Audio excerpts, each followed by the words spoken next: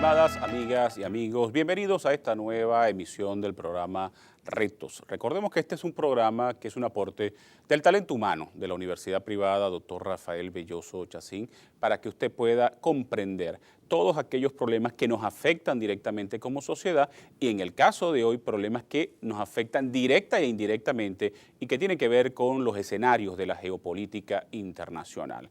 Como es tradición en nuestros programas, nos acompaña un excelente panel de especialistas con el cual vamos a discutir este tema tan importante a nivel mundial. En primer término está con nosotros Jesús Hernández, es abogado, egresado de la Universidad Santa María, pero además es licenciado en Comunicación Social, egresado de la Universidad Cecilio Acosta. Es especialista en política internacional, tiene maestrías y doctorado en Derecho Canónico de la Universidad Pontificia Universitas Gregoriana de Roma y además es comunicador social en ejercicio. Tiene el conductor del programa Conexión Matutina, que se transmite de lunes a viernes de 6 a 8 de la mañana a través de la radio 105.1 y conductor del programa Compromiso por el canal 11 del Zulia. También está con nosotros Manuel Ferrer, licenciado en Educación Integral, mención Lenguaje en la Universidad Católica Cecilio Acosta, con maestría en Gerencia Educativa de la Universidad Rafael Belloso Chacín y doctor en Ciencias de la Educación también de la URBE. Actualmente es docente del Ministerio de Educación y es profesor en el doctorado de Ciencias Políticas de la Universidad Dr. Rafael Belloso Chacín. Finalmente está con nosotros Roberto López Sánchez, es historiador con maestría en Historia de Venezuela, doctor en Ciencias Políticas, profesor de la Universidad del Zulia y de la Universidad Bolivariana de Venezuela y actualmente integra también el Consejo Consultivo de la Federación Bolivariana Socialista de Trabajadores del Estado Zulia. Con ellos vamos, por supuesto, a debatir todos los escenarios que a nivel mundial están ocurriendo y donde Venezuela, directa o indirectamente, se está viendo y se podría ver involucrado y eso, por supuesto, tiene una incidencia para nuestro país. Comencemos con el tema de Ucrania. Ucrania es un escenario geopolítico muy interesante a nivel mundial porque no se trata de una confrontación de países con organizaciones terroristas, sino que se trata de una confrontación entre países, Ucrania y sus aliados y la potencia Rusia con sus aliados. ¿Cómo visualiza usted la situación a nivel mundial del conflicto en Ucrania? Bueno, quizás el conflicto de Ucrania debiéramos empezar por, bueno, en fin, como se analizan todos los conflictos a nivel mundial, con dos elementos que son fundamentales. El primero es el conocimiento de la historia de los protagonistas. Si no conocemos la historia de quienes entran en conflicto claro, y cómo se han venido desarrollando hasta ese momento histórico, pues no vamos a entender el fenómeno complejo en sí, en cualquier momento o en cualquier lugar de la geopolítica a nivel mundial. Y en segundo lugar, un mapa mundi. Es increíble, pero sin la visión del mapa no podemos entender cuáles son los intereses, sobre todo estratégicos, que están allí. El conflicto específicamente en Ucrania podemos comenzar diciendo que tenemos que empezar a estudiar es al vecino. No tanto a Ucrania en sí, sino a su vecino, Rusia. ¿Por qué digo a su vecino? Porque desde tiempos, yo diría, inmemoriales, desde la época de los zares, pasando por la revolución bolchevique y la desaparecida Unión Soviética, hasta ahora, pues los gobiernos rusos se han caracterizado por ser en el mejor de los casos, digamos, autocráticos, sumamente intervencionistas, sobre todo con determinadas áreas de influencia a su alrededor. Entonces, si no entendemos ese pensamiento ruso y ese ánimo incluso desde los zares, desde Pedro el Grande o hasta Iván el Terrible, hasta la propia desaparición de la Unión Soviética con Stalin, con Lenin, etcétera, etcétera, no podemos entender cuál es Rusia y su área de influencia o cómo ellos coinciden, no solamente Europa, sino a Euroasia, es decir, ese límite entre ellos y los europeos. Entonces, hay que empezar por allí, ¿no? En primer lugar. En segundo lugar, quizás ya refiriéndonos específicamente al conflicto, tendríamos que retrotraernos a 1991, cuando cae la Unión Soviética, y a partir de ese momento, pues, la Federación, o mejor dicho, nace la Federación Rusa, desaparece la Unión Soviética, y todos estos países, Lituania, Estonia, la misma Ucrania, pues, son reconocidos como tal por Rusia, es decir, ya no son países, o mejor dicho, naciones pertenecientes a la nación rusa, sino que son naciones independientes. Correcto. ¿Ok? Y hasta ahí estamos claros y todo va bien. De hecho, salvo hasta noviembre del año pasado, Rusia durante 3 ocasiones había reconocido a Ucrania como nación independiente. ¿Qué pasa entonces en noviembre del año pasado, específicamente en noviembre de 2013? Simplemente ya un deterioro fuerte que hubo del gobierno en aquel momento de Víctor Yanukovych, por cuestiones desde corrupción, mal manejo y sobre todo había un acuerdo, sobre todo de tipo económico, que Ucrania había establecido o se pretendía firmar durante ese periodo con la Unión Europea. Ese acuerdo acercaba Ucrania a la Unión Europea, y cuando hablo de Unión Europea específicamente me refiero al continente europeo occidental, pero la alejaba de los acuerdos previos firmados con Rusia.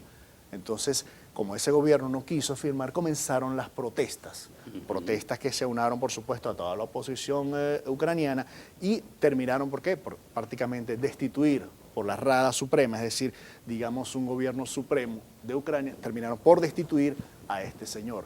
Nace un gobierno interino, pero un gobierno interino dirigido por Alexander Turchinov, pero ese Alexander Turchinov tenía cierta reticencia, mucha resistencia en la parte suroriental de Ucrania, esa específicamente en Crimea. Crimea es una península que está al sur de Ucrania. Esa península era muy prorrusa, es totalmente prorrusa. Si bien el norte y el oeste de Ucrania son pro-Unión Europea, esa parte, digamos, sur oriental es muy prorrusa, incluso muchos de ellos, étnicamente hablando, se sienten rusos. Es correcto. Entonces, evidentemente, no lo reconocieron como, digamos, su gobernante. Y al no reconocerlo como su gobernante, pues comienzan los conflictos. No solamente esto, sino que se elabora o, digamos, ellos quieren cierta independencia. Independencia entre comillas. ¿Y por qué decimos entre comillas? Porque evidentemente Rusia tiene muchos intereses allí. Nosotros nos preguntamos, pero ¿cuál es el interés que puede tener Rusia en esa zona? Bueno, un interés muy sencillo, y sobre todo la Unión Europea. El interés es muy sencillo. Aquí hay que olvidarnos de derechos humanos o la autodeterminación de los pueblos. No tiene nada que ver con eso. Aquí lo único que se está discutiendo es petróleo y gas. Porque la inmensa mayoría o gran parte del petróleo y gas que llega a Europa, que no tiene ni una lata de petróleo ni un metro cúbico de gas, sale por el Mar Negro. El Mar Negro que evidentemente está en toda la península de Crimea. Ese conflicto en Ucrania en los últimos días ha mermado un poco, ¿no? Mediante la intervención internacional y unos acuerdos previos entre la minoría prorrusa con el gobierno de Kiev. Pero, ¿cuál puede ser la gravedad de ese conflicto? ¿No? Hay quienes hablan de que pudiera ser la Tercera Guerra Mundial por la ubicación estratégica de Ucrania y los países involucrados.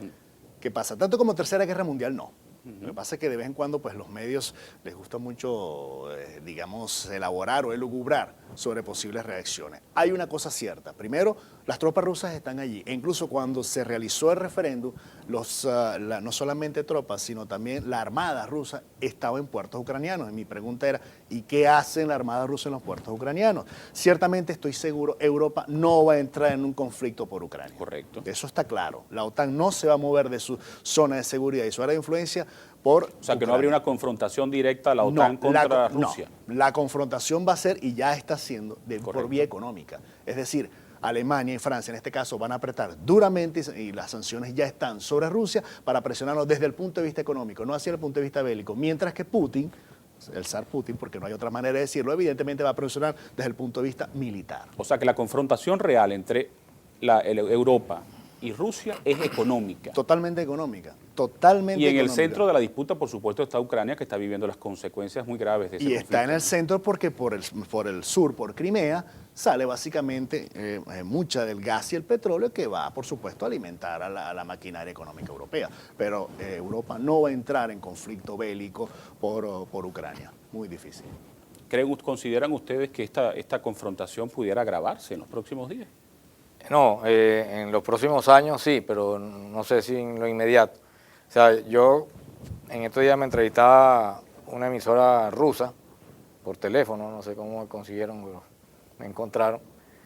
Y yo decía que detrás del conflicto de Ucrania pues están los intereses de Estados Unidos y su doctrina de impedir que a lo largo de este siglo XXI se constituyan potencias que los puedan sustituir a ellos como la potencia principal hegemónica en el mundo, pues, ¿no?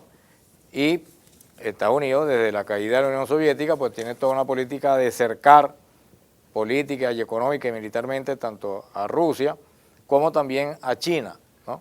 Porque está ocurriendo un proceso objetivo, pues no. Hay un debilitamiento de la hegemonía anglosajona mundial, o sea, el mundo global desde hace algunos siglos está en manos de los anglosajones. Primero Inglaterra, después los Estados Unidos, pero hay un debilitamiento general de esa hegemonía económica y también militar, pues no. O sea, incluso en pocos años probablemente los chinos podrán equiparar y superar a los Estados Unidos en términos de potencia militar, y también en términos de potencia económica parece que son muy pocos años los que faltan para que se produzca eso.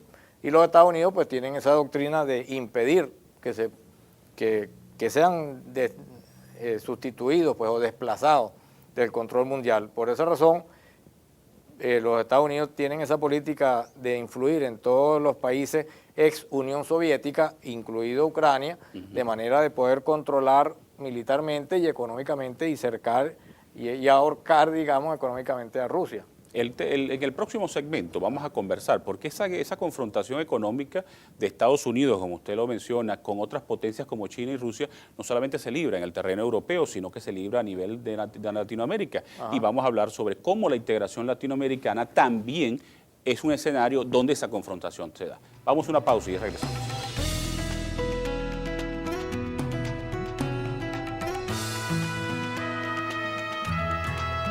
Regresamos en este espacio Retos dedicado hoy a los escenarios de la geopolítica internacional. En el segmento anterior tocamos el tema de Ucrania y en el debate, por supuesto, surgió la confrontación entre las potencias, Estados Unidos, la Unión Europea, China y Rusia, en estos escenarios que se están creando a nivel mundial. El continente latinoamericano también es un escenario donde se libra esa especie de confrontación económica entre estas potencias para tener influencia y, por supuesto, hacer buenos negocios en nuestro continente. Una de las cosas que hay que agradecerle al presidente Chávez durante su gestión fue su preocupación y su ocupación por la necesidad de integrarnos los latinoamericanos, y por eso han surgido diferentes instancias de integración. Vamos a explicarle primero, profesor Manuel Ferrer, al público qué es la integración latinoamericana para después, por supuesto, caer en cómo estos grandes países libran también su juego en nuestro continente. El sueño mirandino de la integración latinoamericana cobró fuerza en las acciones de Simón Bolívar y cristalizó en 1826 con la realización del Congreso Anfictiónico de Panamá, ese evento geopolítico, ese evento de gran envergadura como primera expresión del esfuerzo latinoamericano para conducirnos a la integración de los pueblos. No dio los frutos esperados, pero sentó las bases de lo que tenía y tiene hoy y tendrá mañana que ser el camino de los pueblos latinoamericanos para erigirse como un bloque de naciones prósperas, cooperativas, unidas con un criterio medianamente sustentable para todas las naciones en lo político, en lo económico, en lo cultural, sobre todo en lo identitario, porque no tiene ningún sentido que vayamos a emprender el camino de la integración de los pueblos sin que tengamos una integración identitaria. Los países latinoamericanos venimos todos, prácticamente, salvo Brasil, venimos de la herencia del Imperio Español. Cuando llegó aquí el invasor europeo, y quiero recalcar con ese término, esa denominación, el invasor europeo, en 1492, dividió el territorio conquistado en múltiples provincias. Llegó también el imperio portugués y se sembró en lo que hoy es Brasil. Nosotros tenemos una identidad común, una raíz común, un territorio pleno de riquezas naturales, de recursos naturales, que a lo largo de nuestra historia se ha demostrado que ha sido la ambición de diferentes potencias a nivel mundial. Por ejemplo, en 1828, Brasil y Argentina se disputaron un territorio limítrofe entre ambas naciones, del cual nació el actual Uruguay, la República Oriental Uruguay. Ahí tenemos una primera manifestación de las mordidas imperialistas de los británicos, porque ellos intervinieron en el conflicto y por obra y gracia de su voluntad se pusieron de acuerdo y en nombre de la paz evitaron una guerra para fomentar sus intereses en esa región. En 1830 tenemos la el cercenamiento de los derechos argentinos sobre las Malvinas. En 1879 tenemos el fomento del conflicto chileno contra Perú y Bolivia por las compañías salitreras, aquella guerra en el cual los chilenos pierden la salida al mar. Tenemos en 1903 la separación de Panamá de Colombia. Todo eso obra y gracia de las potencias imperialistas, tanto británicas como ya en 1903 estadounidenses, que venía emergiendo poco a poco como el gran rival económico y político del Imperio Británico, que privó desde el inicio del siglo XVI hasta 1947, cuando después de la Segunda Guerra Mundial se vio obligado a cederle el espacio político y militar necesario en todo el mundo a Estados Unidos, porque fue prácticamente el que mayor cuota de ganancia percibió después del término de la Segunda Guerra Mundial. ¿Y cuál es la situación actual de la integración latinoamericana? ¿Está fortalecida? ¿Está en camino de fortalecerse? ¿Qué hay que hacer? A lo largo del siglo XX hubo un proceso de desintegración latinoamericana. Es decir, lo contrario de lo que se hubiese esperado. Es importante mencionar que si hubo en el siglo XX un momento importante en la integración latinoamericana, fue paradójicamente los procedimientos y no el hecho, sino los métodos de trabajo que se ejecutaron en la Operación Cóndor, en esa organización criminal supranacional latinoamericana. Se gestó allí, se cristalizó allí un momento muy fugaz de verdadera integración. El problema es que el saldo de esas actividades es inhumano. Claro. Fue inhumano y provocó las muertes de muchos latinoamericanos y europeos también. Ahora, a partir del surgimiento de Venezuela y de la República Bolivariana de Venezuela y del gobierno de la República Bolivariana de Venezuela, como líder continental, como impulsor continental de los procesos de integración en América Latina, surgen organizaciones novedosas como la UNASUR, la CELAC, que están tratando de reunir a las naciones latinoamericanas en un conjunto, en un bloque de naciones que tenga la tendencia decidida al fomento de la paz, de la educación, de la defensa, también porque es un aspecto que no podemos soslayar. Los países latinoamericanos necesitamos defendernos. ¿Por qué? Porque estamos rodeados de bases militares estadounidenses. ¿Qué es lo que buscan esas bases militares? Los recursos naturales que hay en nuestras tierras. Pero también a la par tenemos el camino que se ha abierto con la relación que hemos iniciado con el conjunto de naciones BRICS, donde está, como acabamos de mencionar, Rusia, China, India, Sudáfrica. Es un potencial que no podemos dejar de tomar en cuenta y es un camino fructífero que vamos a transitar. Recientemente ha habido una reunión del BRICS en América Latina, en Argentina, en el cual se establecieron los primeros lazos entre el potencial Banco del Sur y el Banco de las BRICS.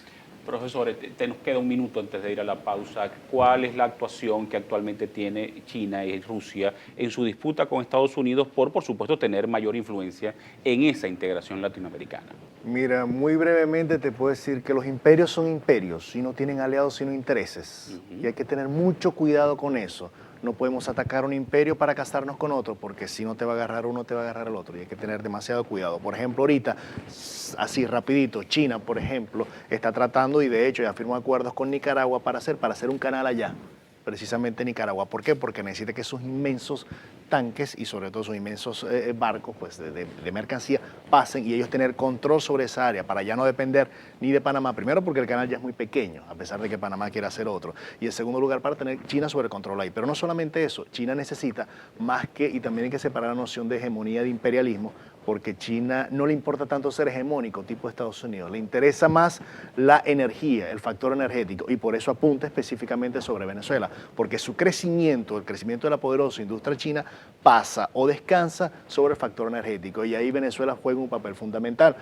No solamente eso, sino que también necesita un mercado gigantesco que ya lo tiene puertas adentro, pero necesita exportar todo ese material que tiene China. ¿Y qué mejor mercado que Brasil, que en este caso también tiene sus intereses China allí, qué mejor mercado que Venezuela y por supuesto qué mejor mercado que incluso Argentina y Nicaragua. Entonces vemos solamente, por ejemplo, allí el factor chino tiene un conflicto serio. ¿Por qué? Porque está metiéndose en los intereses de una región que tradicionalmente había sido el dominio estadounidense, pero como decimos, los imperios, pues, o las potencias como tal, más que imperios, no tienen amigos, sino ciertamente intereses. Y ahora vemos cómo el tablero de la geopolítica se complica a tal punto que países que antes no aparecíamos en la geopolítica, como Venezuela, hoy por hoy, pues digamos, potencias hegemónicas tratan de, tengo intereses allí, ten cuidado con lo que estás haciendo. En el próximo segmento vamos a conversar sobre la participación de Brasil en esta integración latinoamericana y cómo el proceso electoral que está en puertas en Brasil pudiera significar un giro interesante, ¿no? A favor o en contra de esa integración, porque hay dos mujeres, Dilma Rousseff y Marina da Silva, disputándose la presidencia de Brasil. Vamos a una pausa y ya venimos.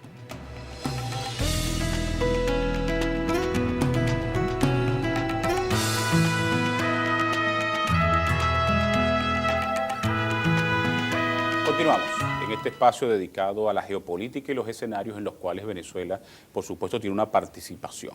Hay dos países que son referencia en esa integración latinoamericana, que es el caso de Brasil y el caso de Argentina, quizás las dos potencias, los dos países más consolidados de nuestro continente. Brasil vive un momento electoral bastante convulsionado en la disputa por la presidencia de Brasil, y Argentina confronta una situación económica bastante difícil y además tiene problemas políticos. ¿Cómo los problemas de Brasil y Argentina pueden reconfigurar o incidir en esa integración latinoamericana, profesor López? Sí, en todo caso habría que agregar a lo que dijo el profesor Ferrer, que la integración latinoamericana que se ha dado en los últimos 10 años es distinta a la que se dio en el siglo XX. Pues en el siglo XX se dio una integración, incluso mencionado organismos como la OEA, el propio Mercosur en su origen, o la comunidad andina, el Pacto Andino, que eran mecanismos de integración que no rompían sus vínculos de subordinación al capitalismo norteamericano, al gobierno norteamericano como tal. En cambio, los mecanismos de integración que se han venido produciendo en los últimos 10 años, incluido la modificación del propio Mercosur, que ya existía, pero que el propio presidente Chávez se propuso integrar el Mercosur y logró que Venezuela entrara en el Mercosur, y Mercosur cambió su fisonomía como tal, y la propia creación de la CELAC, principalmente pasando por la creación del ALBA, por la creación de UNASUR, por la creación del Banco de Sur, por la creación del Acuerdo de Defensa Suramericano, pero sobre todo la CELAC y el Mercosur, que serían los organismos de integración fundamentales que están actuando ahorita en América Latina, tratan de reivindicar sobre todo la soberanía económica y política de América Latina con relación a los Estados Unidos, que no es cualquier país, no es cualquier potencia, sino que es precisamente la potencia que en los últimos 100 años ha tenido sus principales intereses en América Latina. Nosotros somos para ellos su patrio trasero, somos su principal aportadores de materias primas, hemos sido principales aportadores incluso de capital, ¿no? Hacia los Estados Unidos. Y bueno, somos un espacio geográfico muy importante pues, para los intereses de gran potencia de los Estados Unidos. Esos intereses de gran potencia entonces se han derrumbado en los últimos 10 años con este proceso de integración soberana de América Latina, donde no se le permitió a los Estados Unidos ingresar a la CELAC y donde pues los otros mecanismos de integración pues se vienen estableciendo acorde al proceso, digamos, de una relativa izquierdización, sobre todo de Sudamérica, en la medida en que una serie de gobiernos de izquierda ganaron las elecciones de distinto tipo, ¿no? Porque ha habido de todo, pues, ¿no? Pero en todo caso básicamente todo de izquierda. Correcto. Y han creado un escenario, digamos, que se pudiera llamar un poco algo así como antiimperialista, ¿no? Que puede cambiar con de ganar Marina Silva. Pues, o sea, los resultados de Brasil pudieran trastocar lo que ha sido el proceso latinoamericano de la última década, porque Marina Silva tiene un proyecto distinto, pues, ¿no? Correcto. Tiene un proyecto de mayor acercamiento más bien hacia los propios Estados Unidos y a la Unión Y Brasil Europea. ha sido un aliado importante, ¿no? en esa nueva integración latinoamericana, ¿no? Claro, Brasil es la principal potencia económica de América Latina. En algún momento se le puede acusar a Brasil de hacer una especie de subimperialismo regional, ¿no? Y eso es cierto también. Y hay que, en este marco, por lo menos, hay que tener presente que la competencia entre todos los países, incluso la competencia que se mencionaba entre China, Rusia y Estados Unidos y la Unión Europea, son competencias entre países capitalistas que tienen la misma modelo económico, los mismos principios de organización económica y de integración en el mercado mundial. Pero en todo caso, siguiendo a Samir Amin y algunos otros teóricos no europeos, el imperialismo europeo ha sido históricamente más bárbaro y más explotador y con unas características guerreristas muy particulares a los demás imperialismos, a las demás potencias, pues particularmente desde Roma, del Imperio Romano, y esa característica del Imperio Romano la heredaron los europeos de los siglos anteriores y lo heredó Inglaterra y lo ha heredado ahora los Estados Unidos. Aquí en América hubo imperios como el imperio Inca, el imperio Azteca, y hubo otros imperios en el mundo no europeos que tuvieron conductas distintas a la conducta que tuvieron, por ejemplo, los romanos, pues, ¿no? O sea, de hecho, los únicos países que han implementado la esclavitud como sistema productivo han sido los europeos, pues, ¿no? No, ningún otro país, o sea, formas de esclavitud han existido, pero como sistema productivo son los europeos los que implementaron el sistema de esclavitud, tanto en la antigua Grecia, en la antigua Roma, como después ahora en el sistema colonial. ¿Y cuál es la participación actual entonces del imperialismo chino y del ruso, los intereses que ellos tienen en nuestro continente? Evidentemente ellos tienen sus propios intereses y buscando sus propios beneficios, ¿no? América Latina se la juega en el sentido de quitarse una dominación de décadas norteamericana tratando de buscar respaldo en otras potencias económicas donde en mi perspectiva se corre el riesgo de quedar subordinado económicamente, pero de todas maneras uno podemos decir, viéndolo por encima, el guerrerismo de los Estados Unidos, que tienen entre 700 y 1000 bases militares repartidas en el mundo, no es igual al guerrerismo que pudieran tener los chinos o los rusos. No soy defensor del gobierno chino, ni tampoco del gobierno ruso, pero evidentemente creo que el principal peligro de lo que preguntaste en el periodo anterior de una guerra mundial está precisamente en el guerrerismo norteamericano, al cual lamentablemente los países europeos se prestan a través de la OTAN y se están prestando en Ucrania y se están prestando ahorita con el acuerdo de bombardear Irak, de bombardear Siria, que comenzó en estos días, pues, ¿no?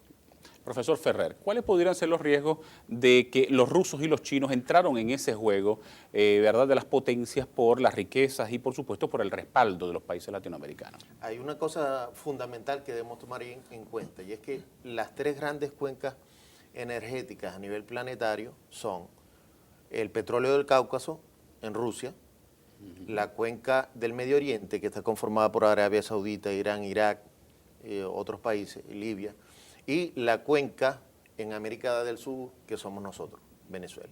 Hay otros países como Ecuador, Colombia, Perú, que tienen un poco de petróleo, una cantidad diferente a la que tiene Venezuela, quedando Venezuela como la mayor expresión de potencial energético en este continente y el país con más, a nivel planetario, con mayor cantidad de reservas petrolíferas a nivel mundial.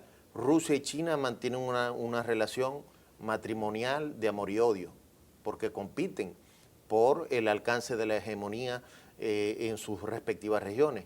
China tiene un potencial de mano de obra inmenso y ello la ha ayudado a abrirse paso en los mercados mundiales, pero a costa de grandes sacrificios humanos, grandes sacrificios sociales, que es un tema que hay que discutir, que hay que solventar a nivel interior.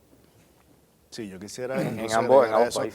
Lo que decía el profesor Ferrer, que no tenemos tiempo, pues tenemos que irnos un momentico al segmento. En el segmento anterior vamos a conversar sobre todo eso y me interesaría mucho preguntarle cuál es el papel que juega Venezuela en esa intervención o esa llegada de los chinos y los rusos en América. ¿Ok? Vamos a una pausa y ya regresamos.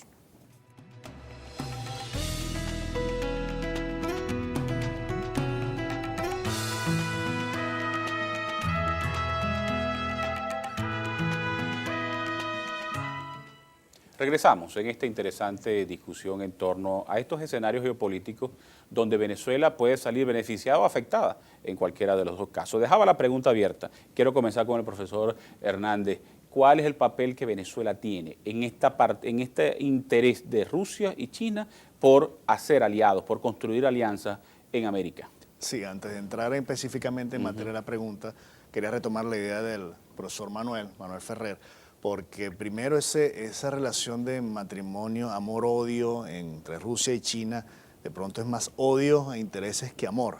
Y él hacía mención un elemento fundamental, que es la inmensa deuda social que China, o mejor dicho, el gobierno chino o el Estado chino tiene con su población. Hay que recordar los sucesos de la Plaza Tiananmen en el año 89, que, bueno, tristemente célebres y todos los conocemos, pero que ahora esos muchachos de 19, 20 años ahora son adultos. Estamos hablando de personas entre 40 y 45 años aproximadamente, quizás máximo 50. Son esos muchachos que se alzaron en la Plaza Tiananmen. Hoy por hoy hay serias protestas en China. ¿Por qué? Porque la riqueza que se observa en Shanghái, la riqueza que se observa en Hong Kong, no se observa en el resto de las ciudades chinas. Entonces, esa es una deuda social. Todavía la desigualdad es un problema. Claro, la desigualdad es una cosa muy seria ya, y sobre todo en las zonas campesinas de China. Entonces, la riqueza, como que ese empuje chino no llega. Entonces, esa es una deuda que el propio gobierno chino tendrá que saldar con su gente, y eso va a costar.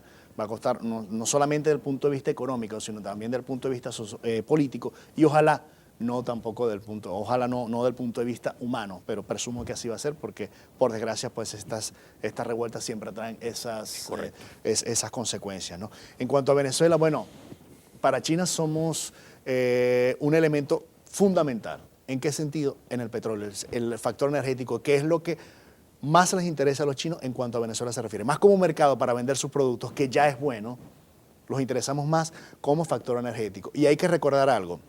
Cuando cualquier potencia no estadounidense tiene sus intereses acá, eso automáticamente pues enciende las alarmas en Estados Unidos, sobre todo en el Pentágono y en la Casa Blanca, porque evidentemente ellos siguen la doctrina Monroe, aquello de América para los americanos, en el sentido que nadie se mete con nuestro patio trasero, y nosotros, cuando hablo de nosotros, hablo de Latinoamérica en general, por desgracia, pertenecemos a su zona de seguridad, es decir, cualquier nave militar no norteamericana o no perteneciente a Latinoamérica que entre a Latinoamérica ya automáticamente llama la atención, y los Estados Unidos dicen, ¿qué hace esto aquí si esta es nuestra área de seguridad? Es decir, nosotros tenemos un mar que nos separa.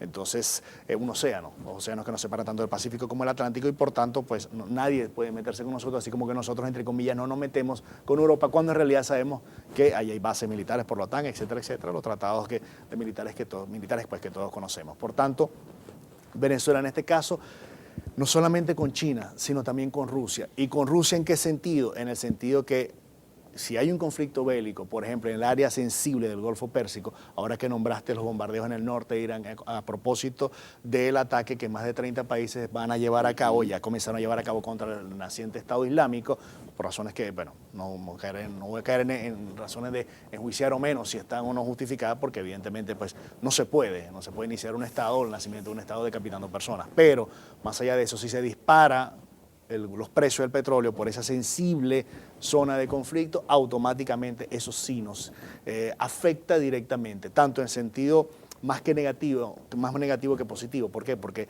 un alza en los precios inmediatos del crudo va a traer como consecuencia que en ese momento histórico vamos a recibir más dinero, pero una vez superado el conflicto, una vez superada la diferencia, viene la caída, y eso es básicamente lo que pasó cuando el boicot de los países árabes en los años 70, 73, si mal no recuerdo, contra Estados Unidos, que hubo el boom petrolero, pero luego, cuando cayeron nuevamente los precios, entonces Venezuela empezó a endeudarse, o el gobierno venezolano, en aquel caso, si mal no recuerdo, Carlos Andrés Pérez, pues empezó a endeudarse para mantener el status quo aquí en Venezuela, por lo menos la situación de bonanza que había, y eso nos llevó a la debacle de los años 80 y 90 que todos conocemos. Por tanto, hay que tener mucho cuidado con estos intereses de las potencias cuando a petróleo se refiere. Profesor Ferrer, esos compromisos de Venezuela con China y con Rusia, ¿en qué nos benefician? Los podemos interpretar como una oportunidad. Claro. Como una oportunidad que debemos aprovechar con justicia, con sabiduría, para no convertir esa oportunidad en un salto al vacío. ¿Qué quiero decir? Que si nosotros no administramos con el debido rigor, los recursos que vamos a recibir de esos jugosos negocios que en el campo económico vamos a recibir.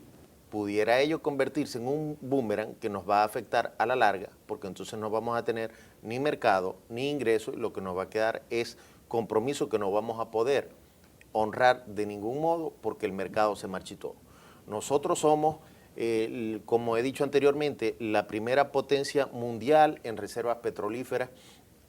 Está probado científicamente y para no repetir la amarga frase de de Pérez Alfonso, aquello de que el petróleo era el excremento del diablo, nosotros tenemos que convertir nuestra riqueza petrolera en la oportunidad para llevar adelante la prosperidad y para afianzar nuestros horizontes en el futuro y hacerlos realidad.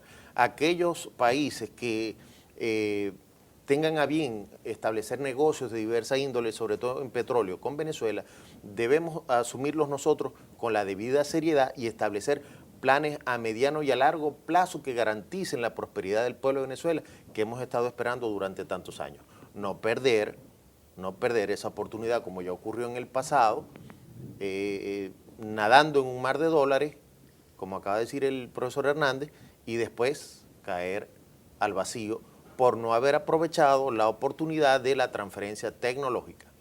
Profesor López, le quiero dejar una pregunta para el segmento anterior. ¿Cómo evalúa usted el aprovechamiento que Venezuela ha hecho de esos compromisos con Rusia y con China, de esos nuevos acuerdos? En el próximo segmento le agradezco su respuesta. Vamos a una pausa y ya venimos.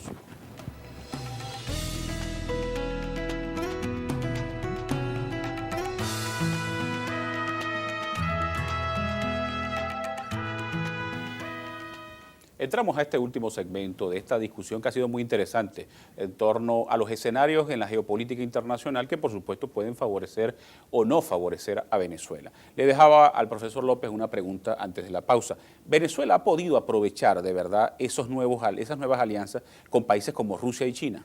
Bueno, creo que han sido poco aprovechadas hasta ahora, pero realmente ¿Por qué han sido poco aprovechadas? Porque la potencialidad de lo que hemos recibido en inversiones y en préstamos, yo creo que no se ha revertido en una capacidad productiva adecuada, bueno, pero precisamente esa es nuestra necesidad. O sea, digamos, no solamente Venezuela, pues América Latina ha tratado de asumir una senda soberana, distanciándose de los Estados Unidos, y para eso pues necesita un respaldo económico circunstancial que lo ha encontrado en los intereses chinos y en los intereses rusos, que no necesariamente coinciden ideológicamente con ese principio soberano latinoamericano que ha tomado fuerza en la última década, pero que, digamos, ayuda indirectamente a que los latinoamericanos podamos tener otros espacios de comercio, de inversiones, de relaciones económicas en general y de desarrollar una capacidad productiva, incluso con tecnología distinta a la tecnología norteamericana o europea, que en un momento determinado puede ser restringida, incluyendo la tecnología militar. O sea que, en cierta forma, esa relación con los países del BRIC, con esos polos de desarrollo económico, como la Organización de Cooperación de Shanghái, que principalmente son China y Rusia, ayudan a Venezuela y a América Latina a tener una especie de apoyo económico, pero que, repito, no significa de que ideológicamente haya unidad de criterio con ese capitalismo chino salvaje que genera un gran niveles de explotación pues, entre su población, y tampoco por ese sistema de los rusos, porque tampoco es un modelo de democracia para nadie, a diferencia de lo que se está tratando de hacer en América Latina, mal que bien en cada uno de los países. Pues. Ahora que más bien somos un modelo para el mundo. Me preocupa mucho que Venezuela no logre aprovechar esta coyuntura, ¿no?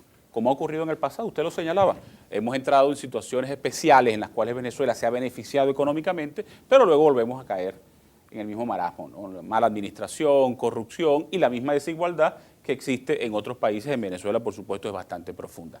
¿Qué hacer?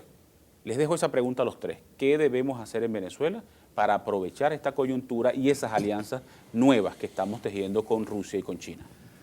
Bueno, en primer lugar, dejar la diatriba política o politiquera. más que política, la diatriba politiquera, esas luchas estériles que no nos van a servir de nada más. Si me lo preguntases, yo te dijera, esto va a fracasar, pero no por el problema de los imperios que vamos a casarnos con unos para divorciarnos de otros. No, no se trata de los estadounidenses, ni de chinos, ni de rusos, se trata de nosotros los venezolanos. Es decir, mientras nosotros no nos pongamos de acuerdo que tenemos que dejar de estar pensando en el gobierno de turno y pensar en políticas de Estado, es decir, en nuestros hijos y en nuestros nietos, en qué le vamos a dejar, mientras no pensemos de esa manera, mira, aquí no va a suceder absolutamente nada y por desgracia vamos a reeditar aquello de que en vez de administrar la abundancia con criterio de escasez, va a ser con escasez de criterio que la vamos a administrar. Entonces estoy casi seguro, ojalá y me equivoque, yo te lo digo con toda la seriedad del caso, ojalá me equivoque, pero eso no va a funcionar. ¿Qué va a pasar? Mientras sigamos en ese divorcio que hay entre la empresa privada y nuestro gobierno, en esa falta de confianza, en eso no trabajar mancomunadamente, porque tú puedes tener el precio del petróleo a 500, a $1,000 por barril. Mientras tú no produzcas una locha aquí, automáticamente esa entrada se te va a importaciones. Y las importaciones son como transfusiones de sangre. Te mantienen el paciente, pero no te lo van a curar de fondo. Para eso tienes que intervenir. Y la única manera es que Estado y empresa privada se sienten juntas. Más allá de, por supuesto, la diatriba politiquera, es decir, señores, hay que producir.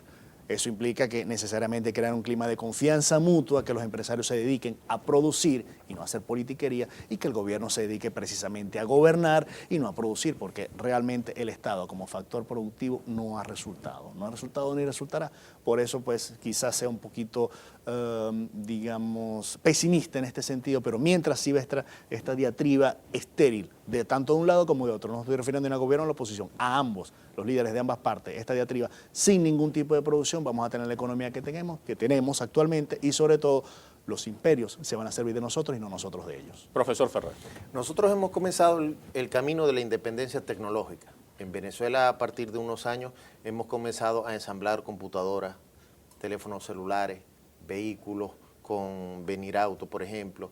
Nosotros hemos comenzado a disfrutar de los beneficios de un satélite y tenemos gente estudiando, tenemos venezolanos y venezolanas estudiando en China para el mantenimiento y multiplicación de esos satélites que, bueno, son expresión de nuestra independencia tecnológica, y mantener esa independencia tecnológica es lo que nos puede abrir el camino de la independencia no solamente tecnológica, sino política, intelectual, científica y de todos los órdenes.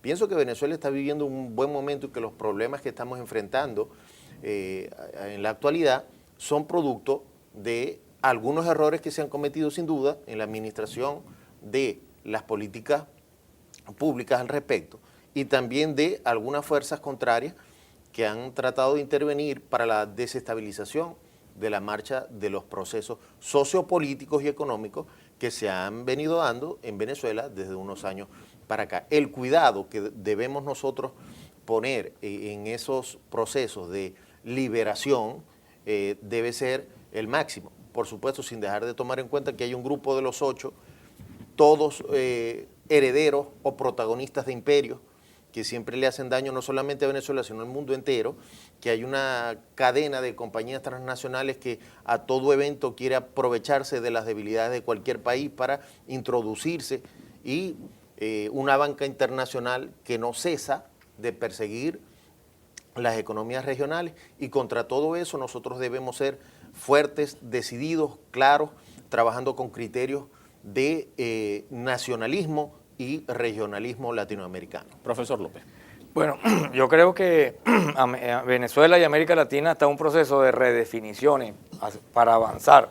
O sea, el mundo tiene 7 años de una crisis económica que todavía se avisora, por lo menos que dura lo que queda de década, y por tanto realmente nosotros tenemos que mejorar nuestra capacidad productiva, nuestra capacidad económica, aprovechar los vínculos que tenemos y elevar nuestra soberanía sobre nuestra propia riqueza y nuestra soberanía política, y pero al mismo tiempo profundizar nuestros mecanismos democráticos internos. Yo creo que si hubiera algún proceso de regresión política en Venezuela o en América Latina, sin embargo, sería transitorio, porque, digamos, la anterior doctrina de subordinación hacia los Estados Unidos o hacia Inglaterra en el siglo XIX ya no goza de ningún consenso en los pueblos de América Latina y pudiera ser en todo caso una regresión como por ejemplo el triunfo eventual de Marina Silva en Brasil, una regresión momentánea, pero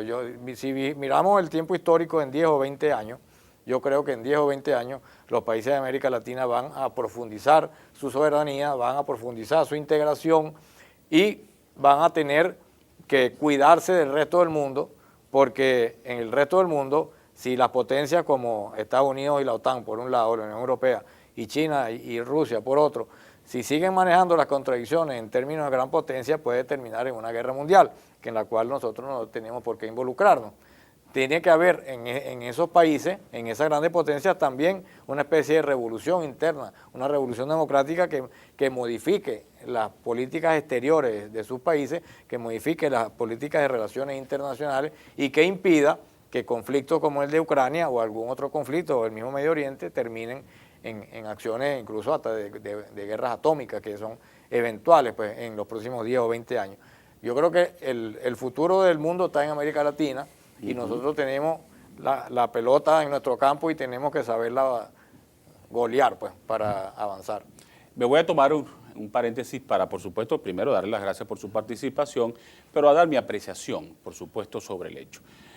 Podemos tejer cualquier tipo de alianza, pero en la medida que nosotros veamos que el cambio, la independencia y el progreso está entre nosotros mismos, podremos aprovechar, por supuesto, los beneficios de esas alianzas con diversos países, sea Estados Unidos, sea Rusia, sea China, sea la Unión Europea.